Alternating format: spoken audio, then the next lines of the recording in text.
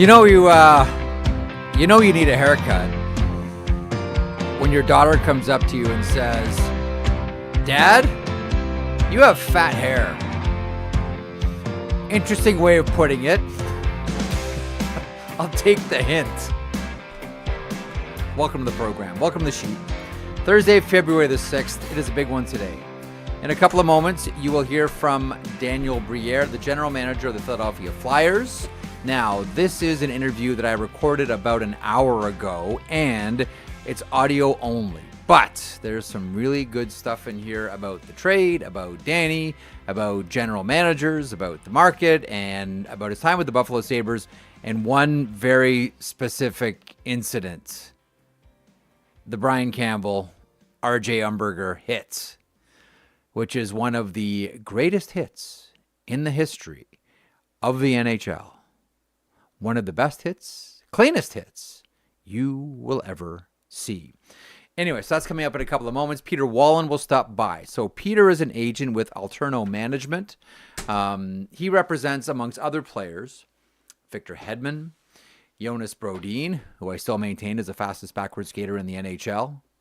And for the purposes, Gabriel Landeskog, who I've mentioned before is my favorite hockey player. And for the purposes of the conversation we'll have with Peter a little bit later on, Marcus Pettersson, newly minted defenseman for the Vancouver Canucks. So, Zach, we've got a big one today. We have a lot that we want to try to cram in here. And by the way, Morning Cup of Hockey was an all-timer today. Mike Rugioni was like freaking fantastic. First of all, it's so cool to see Rugioni on, and then listening to him tell stories of 1980 and how he got on the team and the Herb Brooks story, like all of it. And then Pat Maroon did an overlap with the Rugioni as well. You know, it's amazing how good production goes up, like how the production value of the show increases as soon as Vic leaves and goes on honeymoon. All of a sudden, like, they're doing all these dynamic, amazing things in the morning. It's a great show to begin with, and then all of a sudden, Vic punts, and oh man, the show just hits a new heights. Just incredible. Just incredible. Great show again by the boys in the morning. Okay, so I want to get to the rundown. I want to get to Daniel Briere. I'm going to have Peter Wallen joining us a little bit later on. In the meantime, here's what's on the show today. Daily Outlines presented as always by FanDuel, North America's #1 sportsbook app provider. And there's a lot of things crammed into a couple of different headlines. General manager of the Philadelphia Flyers, Daniel Briere. As I mentioned, did this one about an hour and a half ago with the Flyers general manager. We talk about the Kuzmenko-Pelche deal with Joel Farabee and Morgan Frost going the other way.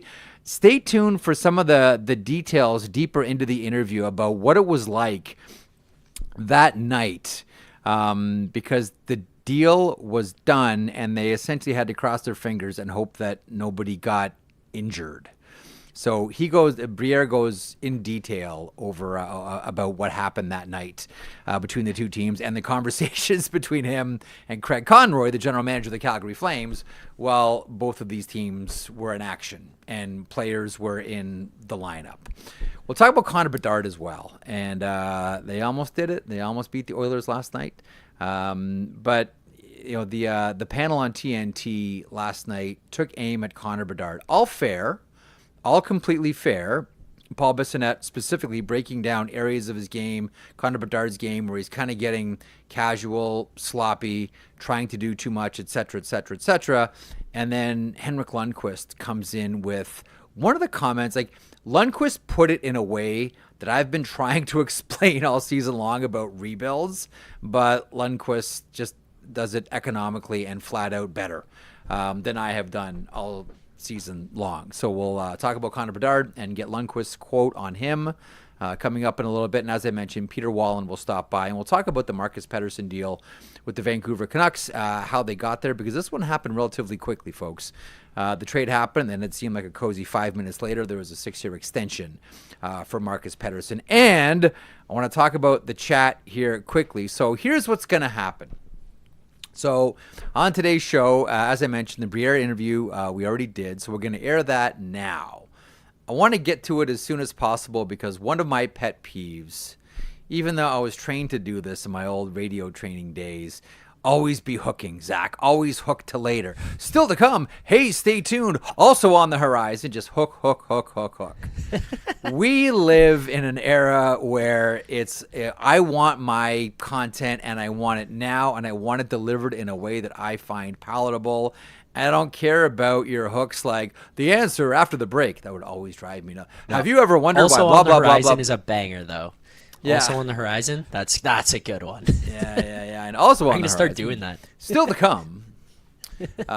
Also of interest here. Furthermore, I've always hated it, especially now, right? People are just used like, when I want something, I want it now. You have it available. Don't hold it. Don't let me. A lot of people are coming to the show today, I would imagine, to hear from Daniel Briere. So we're just going to, like, in the spirit of, like, just give the people what they want. We're going to go right to this Daniel Briere interview. What does this mean for the chat? This means now for the next, 23 minutes, Zach? The exact runtime is 24:53. For the next 24:53, where some guys would dash out for a smoke. Although I don't think people dash out for... Does anybody smoke anymore? Remember Bob McCown used to always, like, on his breaks, go out for a dart and then come back up the elevator for his show. Does anybody even smoke? Do you smoke? Does anyone smoke anymore? No. The days of smoking are gone. The days of, like, Danny Markov and the Maple Leafs, like, smoking and blowing the smoke into the dryer in between periods are long gone. I think producer Vic does every time I get 50 likes on the After Dark show. Pretty sure is that that's right? What he does. Yeah, I do smelling salts, and he goes for a dart. Yeah, I got to do something for likes. We got to get the likes up here on the live, don't we? What are we at now? Now 5. Yeah, come on, let's juice those. 24. If we all right, let's go up. So I'll tell you what, the more likes we get, if we get to 50, Zach will smoke a pack of Export A Greens, the filterless. You do smelling salts. You're gonna get a different producer for the rest of the show. What happened to Zach? Oh, it's a horrible story. Things really went. There was one day they had Briere on. They started talking about cigarettes. Next thing we knew, they did really well, and then not so well. I'm just gonna give you the Danny Briere interview. It's really good. He's charming as ever. Again, it's audio only. And a couple of different things to pay attention for. One, the trade talk specifically about the Calgary deal last week, and then later on an interesting conversation about the Brian Campbell, RJ Umberger hit, which if you haven't seen it, we have the hit. I believe you're going to overlay it on top of part of what Briere is talking about. It's a beauty. And we'll talk about that and all kinds of other GM things going on around the NHL. And Peter Wallen still to come. In the meantime, for the next 24 minutes, I'm off to the chats. If you're watching live, in the meantime, enjoy this interview with the general manager of the Philadelphia Flyers, Danny Briere. First of all, Danny, thanks so much for doing this. Second of all, when are you getting your guys? Do you know when Kuzmenko, Pelletier are finally going to show up in Philadelphia Flyers uniforms here? Hey, Jeff. Well, we might need you to come play a game or two until they arrive. Well, I'll tell you, Danny, if you want a knock-kneed skater who overhandles the puck around his own net, I'm your guy. I'm your guy all day long. Stay by your phone. My name might send you a contract. Okay, beauty. No, it's been frustrating. We've been trying to get him in. There's so many things going on, things that I never thought I'd have to deal with or be involved with. Immigration and getting visas for players to play for your team. But unfortunately, it's out of our control. Today, we thought everything was falling into place, and then the flights that were supposed to come in for those guys got canceled and pushed back. So it's just one thing after another, and it looks like we won't have them again for the game against the Capitals tonight. I would imagine when you go into any deal, you figure, okay, anything cross-border, there's going to be some type of issues, and you sort of mentally prepare for that. But can you describe what your last week has been like trying to get your new players into Philadelphia? Yeah, well, before we made the trade, our assistant GM, Barry Hanrahan, who handles a lot of the legal stuff and immigration, warned us. He says, guys, just so you know, it might be a few days before we're able to get the visas in place. It's a little complicated, and he said, but it's nothing out of the ordinary. We've done it in the past, and just be prepared that it might be a couple days.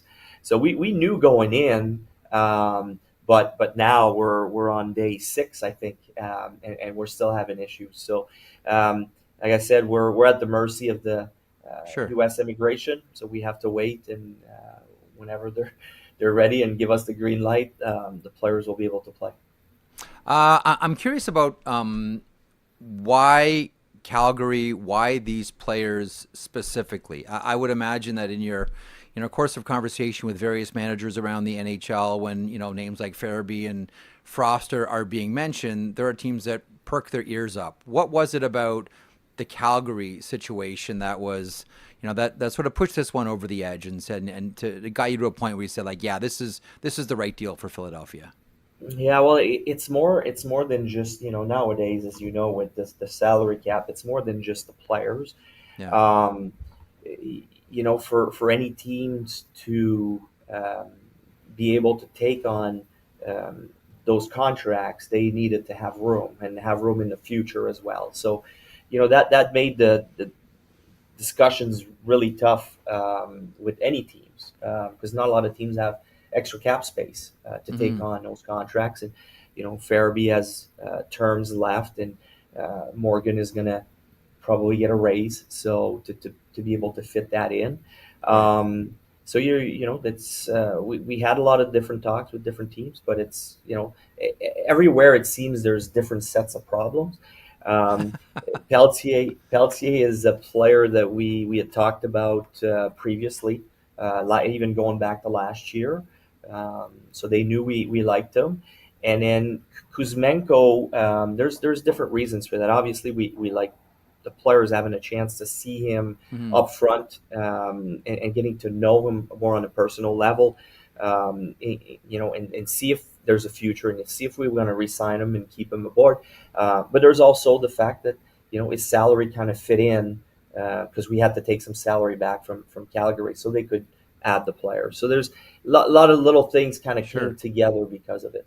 One of the things that I think, and I certainly wondered this too, by bringing in Kuzmenko, one of my thoughts was, not that I think that, Michkov needs a babysitter or anything, but some familiarity for a rookie is always important.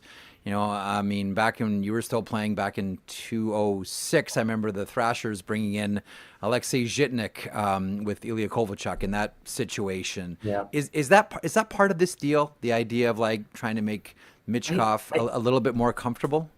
I think it was an added bonus to it because obviously we were trying to bring in a high end goal scorer, someone that can bring us some offense. So there's not a lot of those guys available as you're coming near the end of the season. The teams that are in the playoffs, they want to keep those guys usually, and also getting to know Kuzmenko on a personal level off the ice. And like I mentioned previously, the contract situation. On top of it, the fact that they've played together before was an added bonus.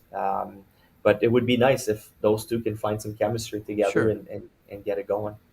One of the things that I think a lot of people wonder about this, like the second round pick, you understand, like that's you choose a player in the second round, that player should play for you. I want to ask you about the seventh. So work with me here. Where does the seventh come from? Like, could this deal have been done without the seventh round pick? Like, how do you look at this deal and say, like, okay, you know what? Still going to take something else. How do you settle on a seventh? Like, the presence of that one is intriguing for me. Danny, work with me here for our listeners / viewers. The presence of the seventh round pick, where does that come from? You know what? And I know, like, the late picks are, a swing. That's what we call them. They're a swing. Sure. And sometimes, it's one extra player that your scouts really love, that that player has something to offer, but, a lot of other side of his game are not quite there yet. So it's another swing down the road for us. I understand from the outside, you're like, well, 7-round picks barely ever make it. But for your scouts, they're fun because, like I said, you take a swing on someone that someone likes somewhere. So who knows? There's a lot of 7th-round picks that had wonderful careers. True. And it could be also, something down the road when when we're a good team and you need a pick to send somehow for a player to bring us depth. That's also where those picks usually go. So who knows? It's in the future. It's down the road. Yeah. We park it for now. I don't know how it's going to be used, if we're going to trade that pick for an asset down the road, or if we're just going to pick that player for a swing. But it's a nice little added bonus. So when you say swing, I'm guessing you mean you're going to turn to one of your scouts and say, okay, this is your passion pick. Who are you passionate about? Take this one. This one's yours. Is that what it is? Yeah, and it's not just one scout. It's we put it on the table and you say, is there someone that really has something to offer out of the ordinary that could end up being something Right. special. That's usually what you see with the late picks. But I mean, it's a swing because that player usually is missing some traits to become an NHL player, but has one thing that he does really special that, if he figures the other parts of his game, could turn out to be a good player. Okay, I want to play something for you just for your reaction. Now, I love talking to managers. I love talking to coaches, players, etc., but they have like sort of narrow views of what their place and position is in the game at that moment. Managers have the bird's eye view, and so I always appreciate talking to managers. So Brian Burke is on the show every Friday, and last week we were talking about a trade, Danny, from 15 years ago. Okay, this is the Dion Phaneuf trade. I'm just curious your reaction to. Your reaction to all of it, but specifically sitting on a deal for 48 hours. Here's Brian Burke from last week. It was a fun day. We made that deal. Daryl Sutter and I shook on that deal on Friday. And we said, well, we can't. I have to meet with ownership and explain it to them, so I'll have to announce it Sunday. Yeah. All seven players played that night. But Daryl Sutter is such a good guy. He said, we'll go sight unseen. Whoever gets hurt, it's hurt. So if you get two guys hurt, we're making the trade. Yeah, we did it sight unseen. We shook hands on a deal over the phone Friday and made the deal on Sunday. Okay, so that's a 7-player deal made on a Friday. All 7 players played on a Saturday. The deal was consummated on a Sunday. General manager of the Philadelphia Flyers, Daniel Briere. Would you even contemplate doing something like that? I don't know about 48 hours, but I'll be honest with you. This trade, because we didn't have enough players, both Craig told me the same thing. We started talking, and moving forward Thursday afternoon. And then right around game time is when we finally agreed to it. But I was like, it's too late. We don't have any extras. I need the players to play. Yeah. And he says, well, I'm in the same situation. I have one extra, but I need at least one to play. So he pulled Kuzmenko. And then during our game, now, you're like, okay, please, guys, no rough stuff. Just keep it on the outside, don't get hurt. And then Morgan Frost ended up leaving the game in the second period. And it was the worst feeling because now you're like, okay, what happens now if he's really hurt? Where do we go now? So luckily for everyone, Morgan was fine and there's no issues. And then we're watching the game. And at that time, I called Craig and he says, is Frost okay? I said, yes, it's all good. Don't worry. It's just, we're taking our precautions. We're not gonna let him back out. So he goes, well, I'm pulling Peltier. So he went out and pulled Peltier after the first period. And then we're watching our game, and the game is going on, and we're in the third period on our end because we're 2 hours ahead of the Calgary time. And John Tortorella has Farabee on the ice late in the game, blocking shots. So we're just cringing for every shift he's taking. So it was pretty funny. It's an awful feeling to be in. And I was also questioning what happens if someone get hurt. I just don't know. I don't know where we would have gone after that. Fascinating. As the trade deadline approaches, I think we wonder about all teams and the moves they're going to make. And last year was an interesting one for you and the Philadelphia Flyers. It was a surprise season for many, maybe even surprised yourself. But this was a team that was very much in it all the way along. And leading up to trade deadline, it was almost as if the Flyers were saying no, no, no, no, no, no, no, and then yes. As you look at this year's trade deadline, where's your head at? Where are the Philadelphia Flyers at? As Four Nations on the horizon. After that, it's all eyes to deadline. Where's Danny Briere at on deadline this year? Well, you hope your guys got on a little run, but we've put ourselves in a much tougher place than we were last year. Last year at this time, we were inside the playoff bubble. We were one of the 8 teams. Right now, you can look at it and say, I think we're 6 points out at the moment, but you also have to leapfrog 6 teams. It's not like you're chasing just 1 or 2 teams. So we're in a much tougher position than we were last year. Like I said, you hope your guys get on a little run here and gets you back in the playoff position. But it's going to be a much tougher run if we want to make one this year. Does it seem, last trade deadline question, does it seem like prices are extremely high this year? That's what I keep hearing. Prices are so high. They're so high. Are they? Yeah. I don't know. It's tough to tell. I'm not too sure. We don't have any free agents to get rid of. Right. When teams are calling us, and they want some of our players for the stretch. All of our players are either restricted free agents or they have term to their contract. So for us, there's a lot of value into that because that player is still going to be with the team next year. So I think there's more value to those players. Let me ask you a manager's question in the NHL right now. I mean, for anyone who's watching the comings and goings of managers over the last 10 or 15 years, there's a real trend that's happening, and I'll just run down a few here as an example. So you're 47 years old, Chris Drury is 48, Ken Hughes is 55, Eric Tulsky is 50, Julien Brisebois is 48, Kyle Dubas is 39. Chris McFarland's 54. Patrick Allvin is 50. Craig Conroy is 53. Once upon a time in the NHL, as you all know, I mean, this is the NHL that you played in, generally the managers were in their 60s and the coaches were in their 50s. Now it seems as if managers are in their 50s/late 40s and coaches are in their early 40s, late 30s. Danny, we talk a lot about the NHL getting younger on the ice. We can make the same case about managers and coaches off the ice as well.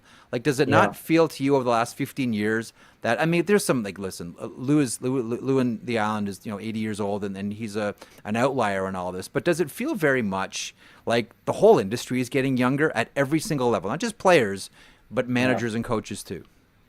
Yeah, like you mentioned, there's definitely a trend there. But for me, the exciting part is who I'm surrounded with. Keith Jones, who's had a lot of hockey experience and have seen different facets and was at ice level for so many years. Bob Murray is part of our staff. He's been a GM in Chicago and Anaheim for years. Talking about someone that I can call and bounce ideas off, and he puts on his GM hat. Is really, really helpful. Dean Lombardi, same thing. He's won a couple cups in LA.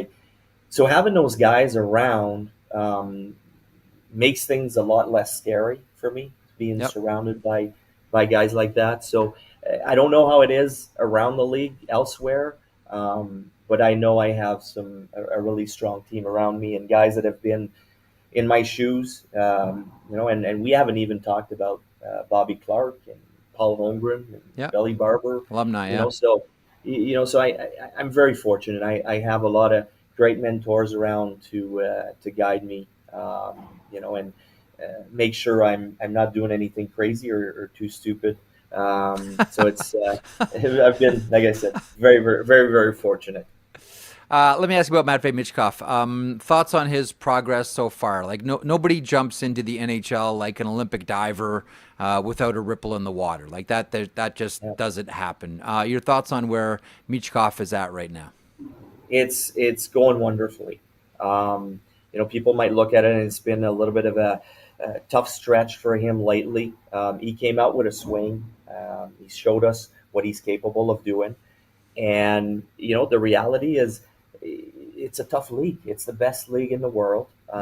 He's probably not used to playing 82 games. I know he's not used to playing 82 NHL games, playing almost every other night with no breaks. So we're extremely happy. I'm so happy that he came in early. The chance to work with our coaching staff and working with a tough coach like John Tortorella. He's learned so much. It's so much fun to watch him work. He works hard. If people are paying attention, like he's, out there, it's not like he's throwing a towel and not working hard. He tries to block shots. He back checks hard. He's strong on the puck.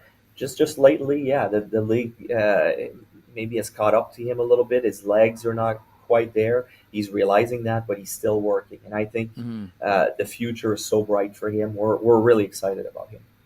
Speaking of the future, I did wonder, Danny, that when you made the deal with Calgary and opened up a center position, my first thought was, okay, they're not going to block Jet Lutchenko. That's as if they're saying to Lutchenko, okay, you want it?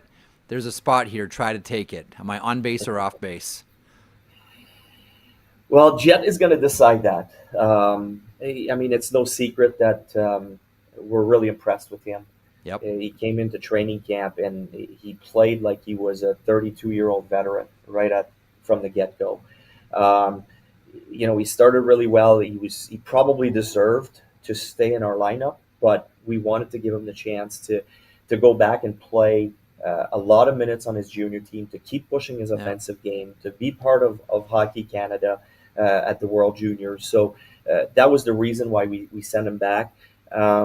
I know he's going to be ready for next training camp, and it's probably going to be a really tough decision to make on him to see, okay, is he ready to take the next step or does he need more time?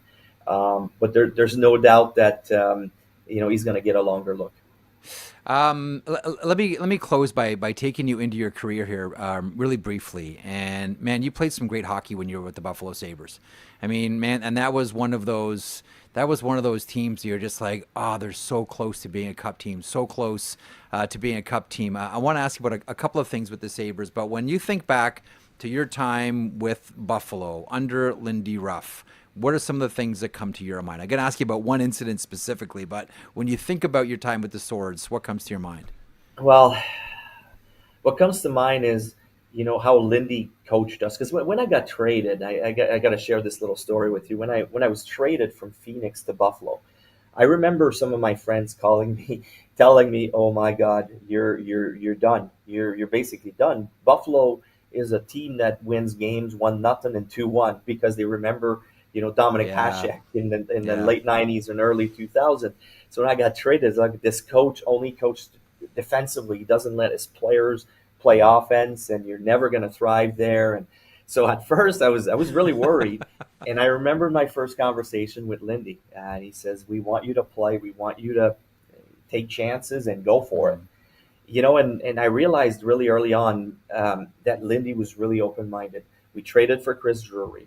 And we had guys like J.P. Dumont, who was offensive. We had Max Afinogenov, who was coming in. Derek Roy, who was coming in. Thomas Vanek, Jason Pominville, all these offensive guys that were coming in. And Lindy, to his credit, he came in the room one day, and I still remember that. He says, "Guys, I don't mind you guys taking chances, but if you turn the puck over, I don't want any looping." He says, "You put the brakes on and you back check hard. And if you do that, I'll let you do whatever you want and take risks and take chances at the blue line." And it was so refreshing to hear that from a coach. And it was, probably the opposite of what anybody thought of Lindy Ruff at the time. Yeah. He coached the team that he had. I'm still convinced that poor Ryan Miller would have had better stats. If he had a more defensive team than guys like myself turning the puck over at the blue line, offensive blue line all the time. But he saved our butt night after night. Ryan Miller was such an amazing goaltender that on a different team probably would have had crazier stats than he put up. We were fortunate to have him. So that's kind of the thoughts that I have when I think of my Buffalo Sabres days. Okay, let me take you to one specific moment. I want to close on this one. Take you to one very specific moment. Whenever I'm asked about the biggest body checks I've ever seen, there's a laundry list. But right around the top of any list that I ever talk about, for greatest hits that I've ever seen, you had ringside for. And that is Brian Campbell and RJ Umberger. Sabres versus Flyers. And Brian Campbell is not, no one's going to confuse him for Dustin Byfuglien, ever. But what went through your mind when you saw the Campbell Umberger hit? I think at first it was like, we're gonna wake up the sleeping giant. Yeah. And going into that series, we weren't supposed, like the way the last few games played out, we were supposed to play. I think it looked like we were playing the Rangers or the New Jersey Devils in the first round, and there was a small outside chance we were going to play the Flyers. So we were very happy about that. We were not experienced. We were a young team. We had made our way there, and then all of a sudden, boom, we have to play the big bad Flyers in the first round, and it was scary. And I think we win game 1 in double overtime, and all of a sudden, game 2, I think it was game 2 that Brian had the big hit on RJ Umberger, and it was like, did we just wake them up? But at the same time, we realized that we could play with them. We had to go back for game 3 and 4 in Philly, and we got creamed. We weren't even in the game. They really took it to us. And we had some tough decisions to make when we came back for game 5 and back in Buffalo. Were we really the team that was coming on, or we were going to, bow down and let the big physical team like the Flyers take over? But there's no doubt that that was one of the hardest hit I've ever seen. I give Soupy a lot of credit for staying in there and keep playing and not back down. It was definitely one of the big turnover in that series, and made us realize that, okay, maybe we have a chance to play with the contenders. It was amazing time. It was a big one. Listen, we'll let you go on that one. Danny, thanks so much for stopping by and sharing your thoughts with me today. Much appreciated. Good luck against the Washington Capitals, and good luck the rest of the way. We'll check back soon. Thanks, Jeff. Always fun to be with you. All the best. My pleasure. Okay, that's Danny Briere, the general manager of the Philadelphia Flyers. Had a good time in the chat while that general manager was speaking to me, which kind of felt, I'm going to be honest with you, Zach, a little bit weird. I can't remember who wrote it. Someone in the chat's like, this is AI Jeff doing two things at the same time. Takeaways, I want to make one point specifically, but before I get there, any takeaways for you from their Briere interview? Well, I mean, breaking down the trade, obviously, like, I was most curious about how the heck do you end up in a position where the game starts and you go, oh, we're making a trade, get those guys off the ice, more or less like that. Like, those guys can't be playing, we're trading them right now. It kind of sounded like they had the deal done, but they needed players, so it's like, oh shit, the deal's done here, but we got to get through this. We got to get through these games. I know.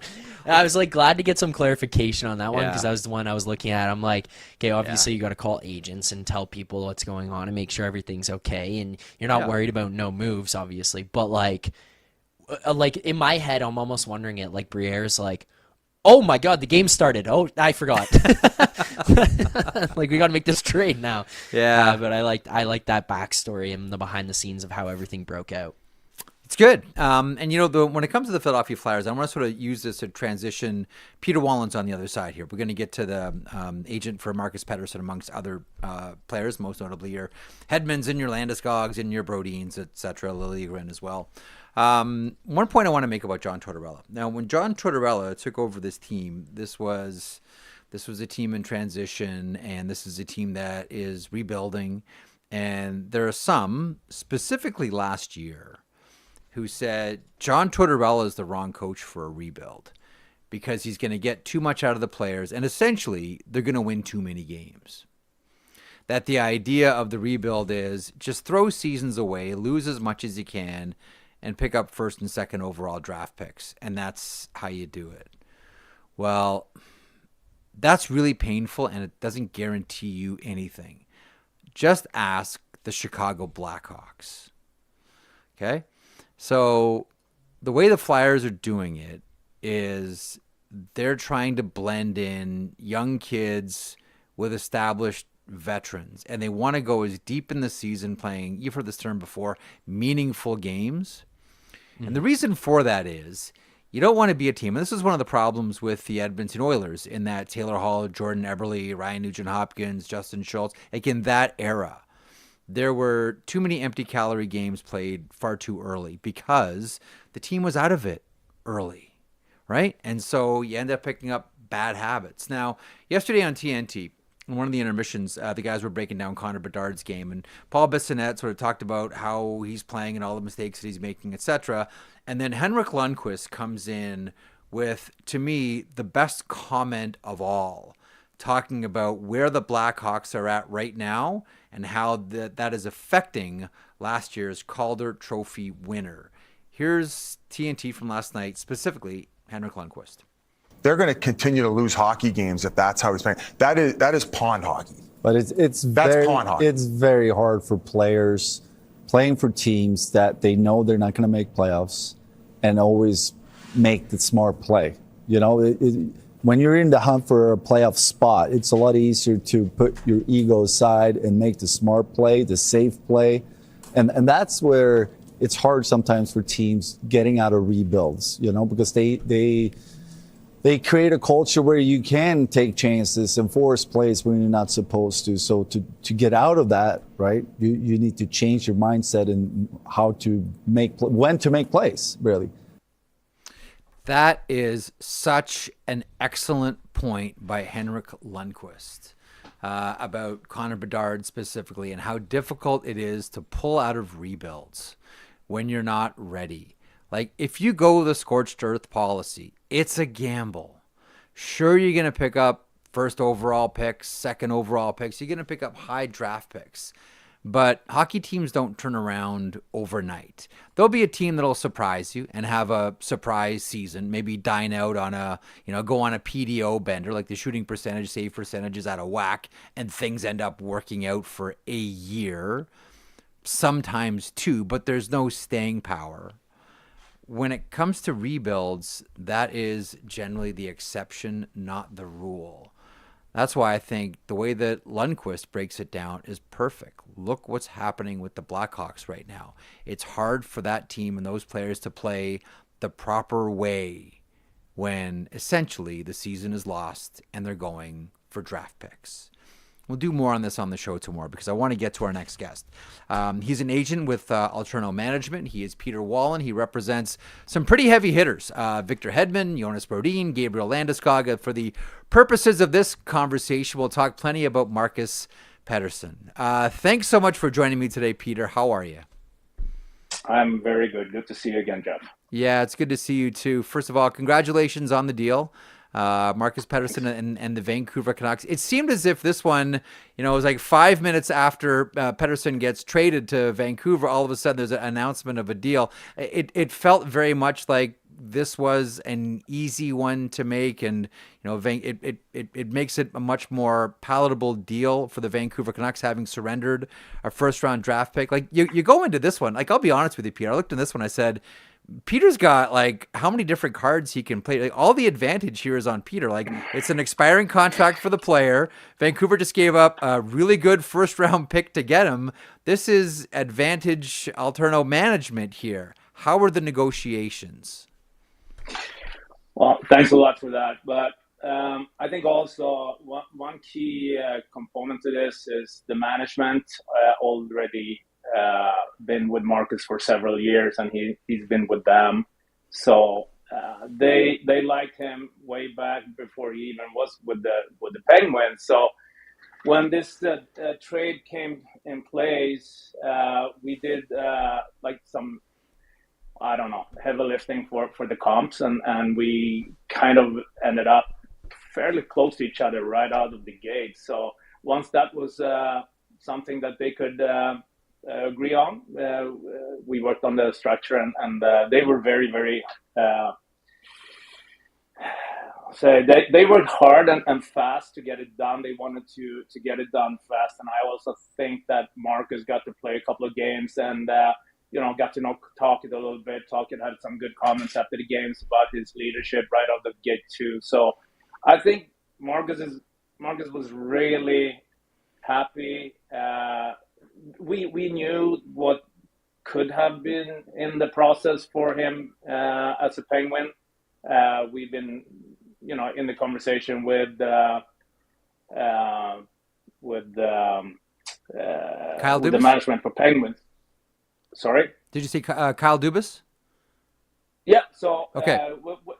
We knew what was in the cooking. So once we understood it was Vancouver, I think Marcus liked it. And after a few games, he just felt like, hey, I want to stay here and do it. If they want to do it, then we made sure to have it.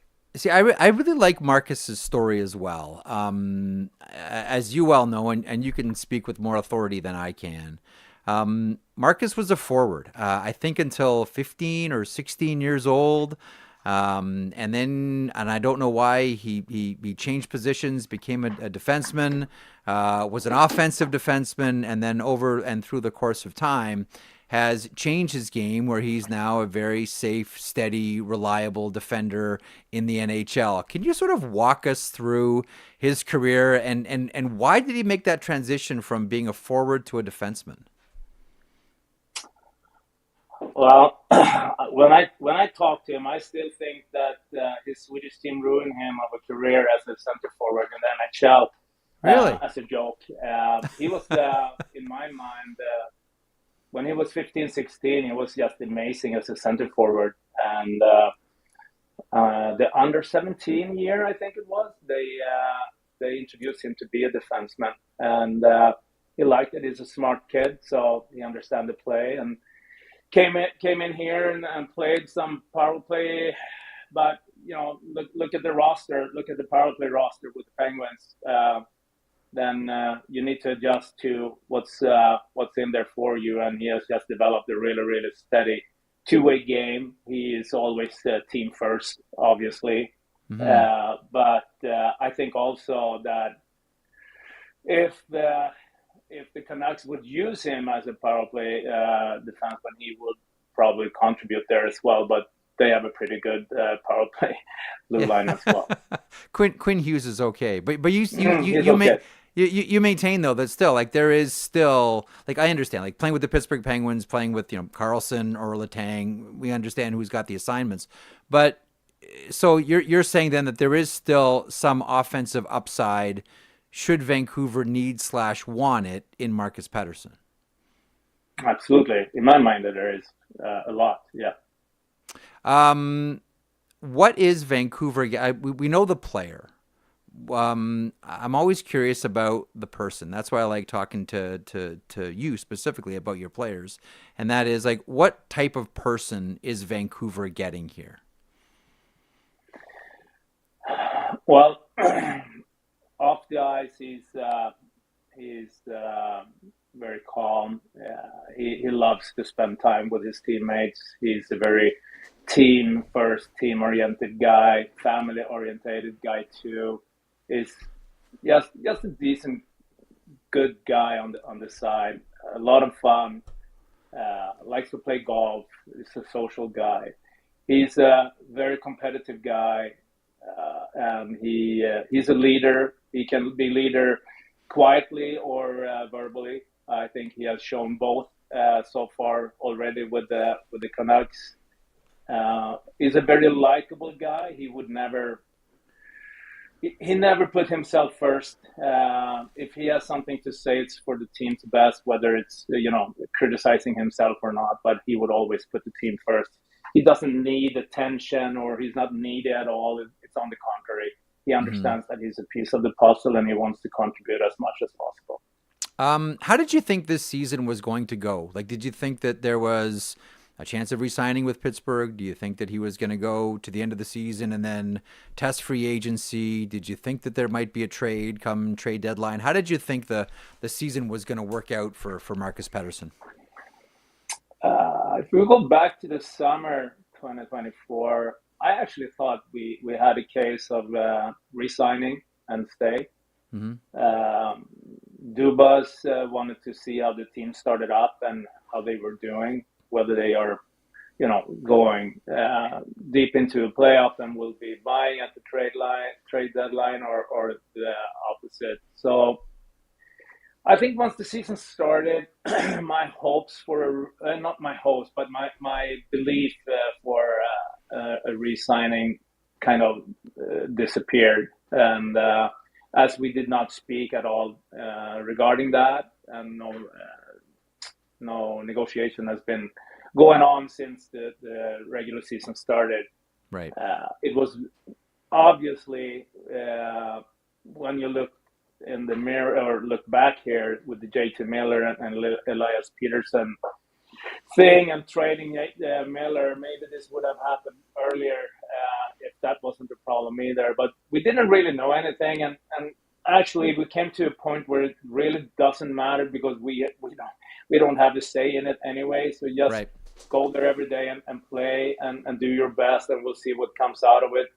March 7, obviously, the first date in the calendar that you kind of can look at. But other than that, no. But we felt a little bit like Gensel a year ago, where there's no conversation.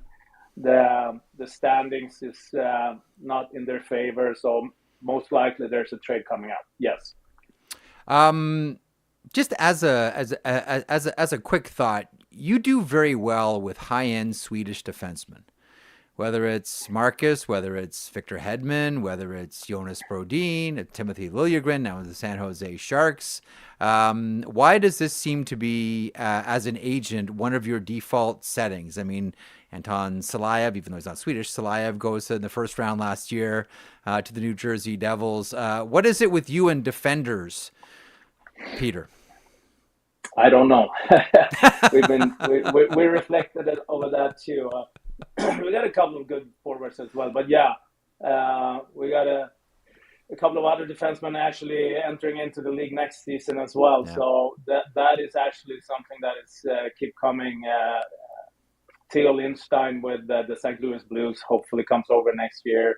Mm-hmm. We got a couple with the Hurricanes and with the Bruins as well. So we'll see what's going down here, but. Yeah, I don't know, Jeff. He has a really, really good eye for the D. As I was never playing a very good D myself. Maybe I just in awe of how good they are both in skating and passing and stuff like that. Well, Salamonson as well is doing great in Manitoba at the AHL All-Star. Like that guy looks really good. He looks fantastic. Let me, this one is coming. I have to ask you. You're missing one of your favorite players. You're actually missing out is Mario Ferraro. Well, I want to get there. I want to get to Mario Ferraro in a second because someone asked me recently. This is someone that knows that Gabriel Landeskog is my favorite player. Asked me recently, how does Peter Wallen end up representing Mario Ferraro? And I said, I wonder if the common thread is Gabriel Landeskog. Did Landeskog introduce you to Ferraro since Landeskog now lives where Mario Ferraro grew up? That was the answer that I gave him, knowing full well that I'm pulling that answer out of my butt. Is it the right answer or not? No, that's pulled out of your ass, man. This is actually pretty funny because I used to be with a couple of other agencies. I was in the middle of negotiating and didn't turn out well, so I was sitting out a year. I was allowed to try to recruit new players. I have a friend in the Toronto area, and he wanted into the market we started to look at some players, and we found Mario. He was 14, 15, 10th round pick in the OHL, twice rejected by Barry Colson in the camps. But that was back in the days, a good friend of mine and I, we did some stuff for a year or two, and Mario Ferraro was one of the lucky draws that we had finding him in that year, and kept the connection with him, and always been around the family, and turned out to be a pretty good pick. He is one of the best personalities in the NHL. I keep saying to myself, like, that's captain material, like all of it. You know how I feel about Mario Ferraro. And you know that I can't let you go, Peter, before I ask about my favorite hockey player, and that is Gabriel Landeskog. And I'll be honest with you, like, the minute, like, as soon as I saw the Rantanen trade, my first thought was, oh, Landeskog's coming back. Like, that was like the first place in my head went like, oh, Gabriel Landeskog is coming back. Is there anything you can share with us about where Gabriel Landeskog is at and how he's doing? I wish, Jeff, but we know, and you know, the personality. He's doing everything and anything in order to get that knee 100% well again. It's a step forward, a step back, 2 forward, 1 back. So it just takes a lot of time, maybe a little bit more time than expected, but not too far so far yet. We'll see. But it's obviously a grind for him. But for sure, at this moment, there's really not any timeline for coming back yet. No. All right, our fingers are crossed. Peter, thanks so much for this. Congratulations on the Pettersson deal. Looks great for you, your client, and the Vancouver Canucks. I appreciate your time as always. Be well. Thank you, Jeff. I appreciate it too. Take care. There he is, Peter Wallen from Alterno Management, representing Marcus Pettersson of the Vancouver Canucks with the nice new contract. You know, it's interesting, Zach. I was on the air today with Sekeres and Price, Patrick Johnson filling in on the show there, and we were talking about, you know, Nikita Zadorov, and the money is essentially equal Pettersson with the $500,000, and who would you rather have on your blue line? And my answer was Marcus Pettersson. To take nothing away from Nikita Zadorov, who does bring a sort of, as I think I mentioned it on Sekeres and Price, a sort of dancing bear side to him as well, like real tough defender. Not too many guys are like that. The thing about Pettersson is, and that's interesting about the offensive upside that potentially still exists in him as a former forward, as a former center in Sweden.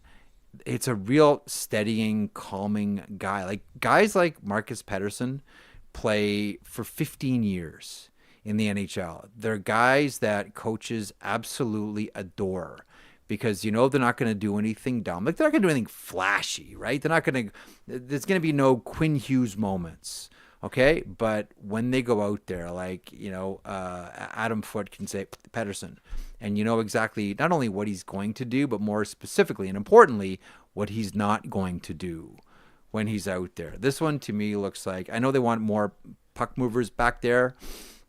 I get that. Teams don't want to let those guys go for obvious reasons, but I think this the Pettersson deal now with the extension makes that first round pick that they surrendered a lot more palatable for me. Yeah, I would agree with that. I think we were all kind of expecting some type of extension to come out after that trade was made anyways. Otherwise, it was going to kind of be like, whoa, what the hell just happened there? But yeah, I mean, I agree with you for sure. And thinking about it too, like, context of that kind of proposal matters. I think for Vancouver, that is for sure the type of player that you want. You're okay with that kind of trade-off of Zadorov to Pettersson in terms of what you're looking for and kind of the structure of the team and everything like that. And yeah, I mean, Pettersson, it'll be interesting to watch between Pettersson, and Pettersson. I've told you what I think as they go along. I've told you what I think Rick Tocchet owes to hockey. Rick Tocchet is not watching this show, but Rick, you owe this to hockey to start Pettersson, and Pettersson.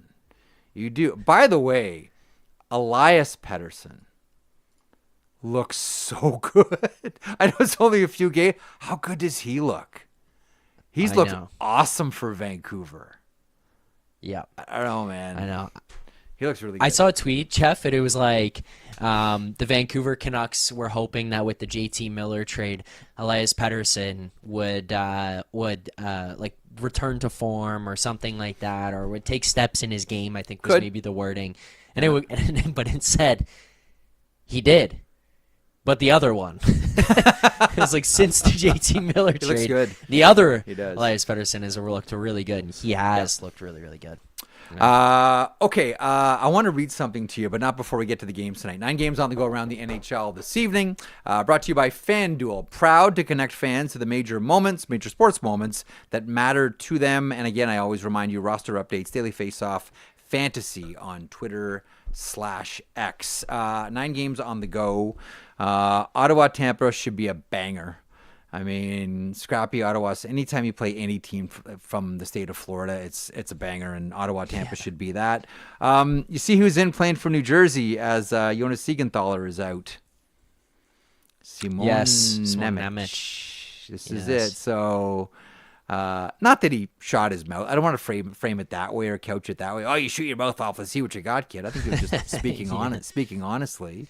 But another big chance here for Simon Nemec with New Jersey Devils. They'll face off against are we allowed to call them? Yes, we can. Struggling Vegas Golden Knights. I know all teams hit speed wobbles. I get it. It happens to everybody. And I think at the end of all of it, Vegas is going to come out fine because Vegas always comes out fine. Aiden Hill gets a start for VGK. Well, they'll do something ruthless, right, Jeff? So they'll fix everything. They'll do something ruthless. I told you there's someone there that really hates me for saying that. I'm used to being yelled at. I'm used to being yelled at for goofy things. So that's one of them. There's someone there who really doesn't like me saying that. But I always say, I'm saying it as a compliment. It's a compliment. That's not what we do here. Vegas and New Jersey. Washington and Philadelphia. Philadelphia still without their 2 pieces from last week. And this one is because of the snow at Pearson Airport. Well, snow in Toronto, Pearson Airport in Toronto. Just more like salt on an open wound for the Philadelphia Flyers there, as Danny Briere talked about earlier. Do you have a thought on that one? By the way, Charlie Lindgren gets a start for the Caps in that one. You have a thought on yeah, my thought is what weather? I live downtown Toronto, Jeff. I'm 20 minutes from the airport. I'm hearing about all these cancellations, and every now and then I'm like, am I missing something? I don't know. There was snow this morning. I'm like 30 minutes. I'm 30 minutes north of the city, and I was out shoveling early, and I've shoveled twice. Like there's snow, bud. Okay, fair enough. Snow, bud. You're like right downtown though. You're in like Party Central. Yeah. So weather stays away from you. I don't know. In terms of that game, though, actually, I'm just mostly like excited about the OV watch here. You know, I think it was another empty netter. Ohtani, another empty netter. That's something I'm going to be looking at. But the Ohtani cam, remember they cut away. Yeah. They done this historically in baseball every at bat, and they cut away to that. Yes, I need that in OVs once he's like 3 away, where any broadcast you're watching, if he crosses center ice, camera cuts to him. Just imagine that you're watching the Leafs game, and then like. I'm talking about myself specifically here. And then bang, top right corner, OV comes up, he's cross center ice. Come on. It's an idea. I'm just throwing it out there. There's someone I'm going to mention that to. That's a really good idea. But they'll probably do it when he's like 1 away.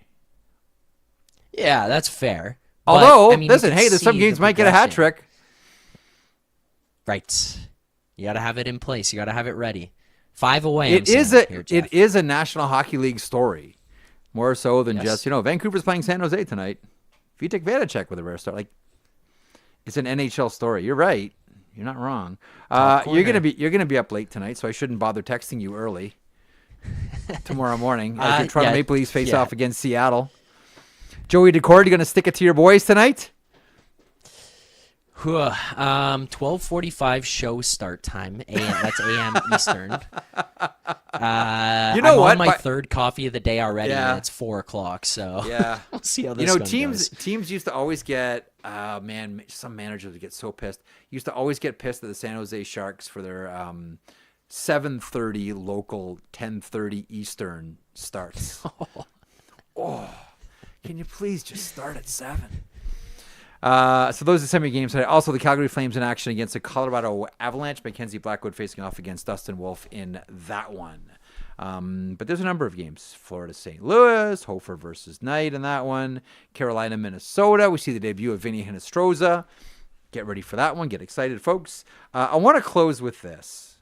So let me grab this text. This is from someone who's really become like a really cool friend. You know, there's some people you meet on social media that just become like cool friends, and you just love getting texts and DMs from them because they're always like super insightful and funny, just make you happy. Yeah. So Nancy Davidson is one of these people for me. Nancy's an attorney in Arizona, and we have we share a commonality of both having loved the Quebec Nordiques. And she grew up in Quebec and speaks with a lot more authority about the Nordiques than I can. And she's awesome and super smart. And so she sent me a text today, obviously listening to yesterday's or watching yesterday's program.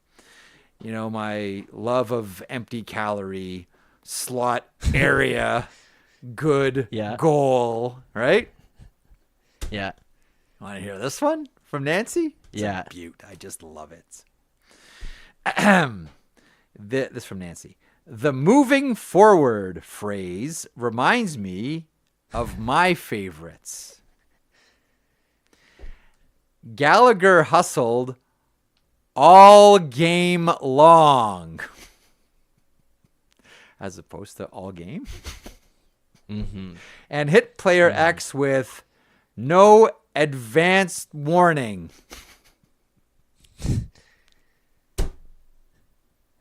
But the Department of Player Safety will consider how he has no past history as opposed to history. Oh, Nancy, you're good. Of discipline. Caulfield, Cole, is small in size as opposed to just small. But he has a bright future to come. As opposed to future. Future. Mm-hmm. The final outcome. As opposed to the final. Was 1-0. Nancy. Mon ami. Vraiment magnifique. Mon ami. Vraiment magnifique. Want me to read that, Jeff? You know that we would have to rewrite the AC/DC song if we had to take all these out, though. It would just be "You Shook Me All Night." You shook me all night. Yeah, not all night long. That's it. Gallagher hustled all game long and hit player X with no advanced warning, but the Department of Player Safety will consider he has no past history of discipline. Caulfield is small in size, but has a bright future to come. The final outcome was 1-0. Oh, Nancy, you're awesome. And you're awesome for watching and listening or being part of the chats. Just hanging out with us on this goofy Thursday. That was fun being in the chat with the pre-record with Danny Briere. We should think about doing that more often. Thanks to everyone who hung in today. Thanks to Daniel Briere for stopping by, GM of the Philadelphia Flyers, in action later on tonight against the Washington Capitals. Thanks to Peter Wallen, agent from Alterno Management, representing amongst other players Marcus Pettersson, who just re-upped with the Vancouver Canucks. Thanks to Zach Phillips as well for playing the keyboards in the background. Hey Zach, you're going to a show soon, aren't you? You're going to see Small Town, aren't you? That's tomorrow night. Yes. I gotta get these. I gotta see these guys on this tour. Anyhow, thanks for the likes on YouTube. Thanks for the subscriptions. Please like and subscribe all of our daily Faceoff offerings, which include but are not exclusive to Morning Cup of Hockey, 9 a.m. Eastern, Daily Faceoff live at noon Eastern, and this little chimp act with me and the ringleader there, Zach Phillips. Thanks so much. Don't forget After Dark. What time tonight, Zach? For you, what time you hitting the airwaves with about 11 billion coffees in you? 11:45. You savage. 12:45. Oh, I'm 12:45. 12:45. To be young again. Oh yeah. To be young again. 10 Eastern puck drop. That's what I was like. Whatever. West Coast trip. That'll be fun. And then I looked at the games. And went, whoa. I don't know how fun this is. Bless you, son. Oh. How old are you now? 26. You can do 26, that standing on your head. No problem. Yeah, it'll be fine. It'll be fine. Smelling salts tonight? Oh, yeah. I've got them always. I've got new bottles, too, by the way, Jeff. I ordered What do new you got? bottles. I got a bottle. It's these, but they're just fresh because these ones, I mean, I do them so much on the post-game show. So I got a bottle for myself, a bottle for Alberga, and a bottle for producer Vic. Oh, that's amazing. My kid, when we went to Erie earlier on this year for his trip, he wanted smelling salts. They're harsh, man. Like I tried them in the hotel room. Like, they're crazy. Those things are nuts.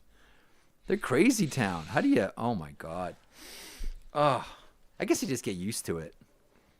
A little. We bit. used to when I played. We used to just do snuff. That's what we used to do. We used to get it from Vegas. Someone go down to Vegas, like the snorting tobacco. You ever try that?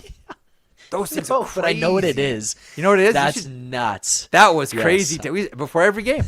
That and a couple Red Bulls. Like, I'm surprised no one had a heart attack on the ice. I think back on it now, I'm like, what are we thinking? For like men's league, dude. Stupid beer hockey. Idiots. Red Bulls. I know. Got to fire up. We're playing the Knights tonight. What? It's 11:30. We just don't want to get hurt for rivalry work tomorrow. night. Yeah, rivalry exactly. night. Callan Scarborough. It's rivalry night. All right. Thanks for joining us today. We're back tomorrow. It's Berkey time tomorrow. Fridays with Berkey. Enjoy the rest of your day. Enjoy the games. We'll talk tomorrow. Thanks for being part of it.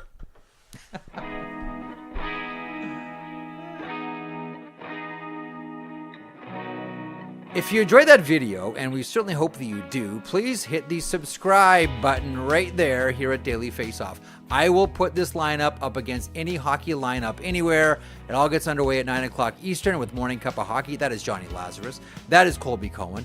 Then at noon, it's DFO Live. And then 3 o'clock Eastern, The Sheet.